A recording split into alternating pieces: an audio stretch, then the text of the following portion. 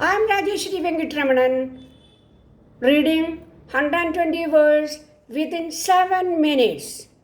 Don't forget to add comments, like, subscribe.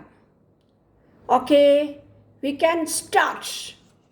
I listened to the speeches delivered yesterday and today with respectful attention. I have no reason to complain about the method or the manner of any of these speeches. In fact, I am grateful to the members who are sitting on this side or on the other for the kind words that they have said. That presents an opportunity for review and scrutiny of the acts and omissions of a ministry. I feel on the wholehearted by the general approval that has been given by this House in the course of the past 7 hours to the working of the ministry. I see every reason why there should be more of cooperation and more of understanding between us.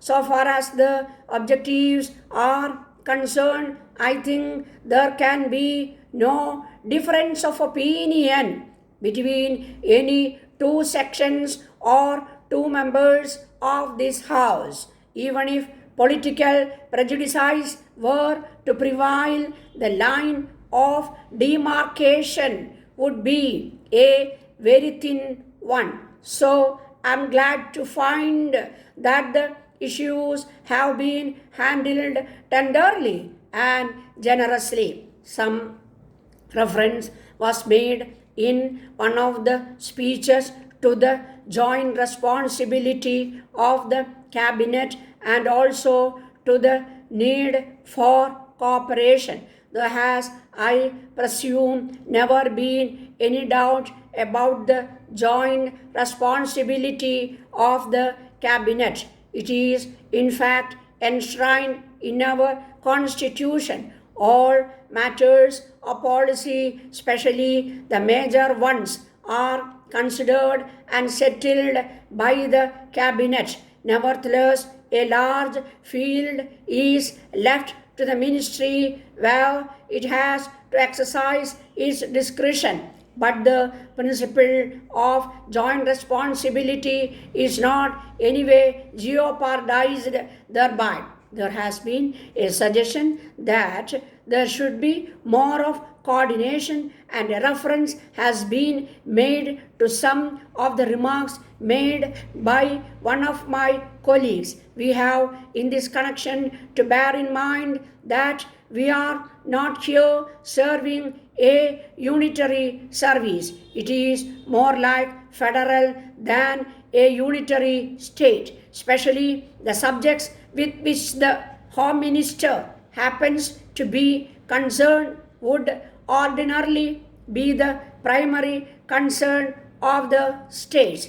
The state's sphere has been earmarked by the Constitution and has been defined in very clear terms. But the task of administration really does not admit of artificial or airtight compartments. So efforts have been made to bring all those who have to carry out these common undertakings as close as might be feasible. We have the Planning Commission, we have the National Development Council, and we have also the Standing Committee of the National Development Council to deal with these matters. But all the same, it has to be borne in mind that in a democratic system, decisions are reached more through understanding and persuasion than by imposition. So if there be a little impatience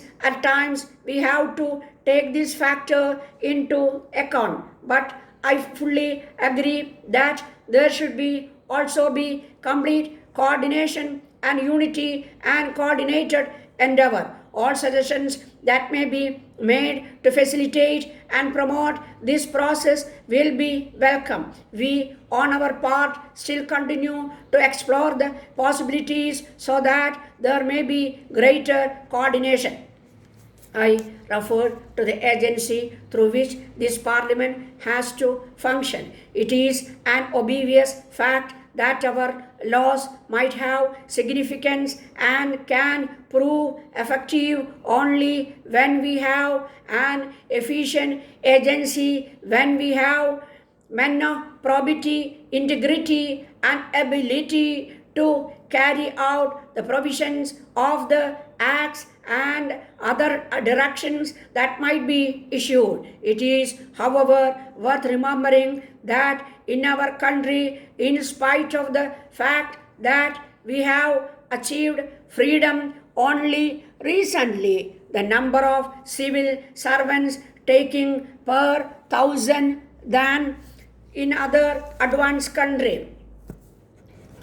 So, while there is room for improvement, and certainly every question has to be given adequate attention, we have no reason to feel depressed or dejected. Our administrative services and our other services have on the whole acquitted themselves creditably. At present, we are engaged in a gigantic undertaking, and our plan is now not a party plan but a national plan which has been frankly and openly accepted by all political parties. So we have to subordinate minor differences and concentrate on what we all believe is likely to yield greater dividends than anything else. We have, since the achievement of independence, and some of those who are associated with administration even before that, made earnest efforts to bring about a suitable change in the outlook.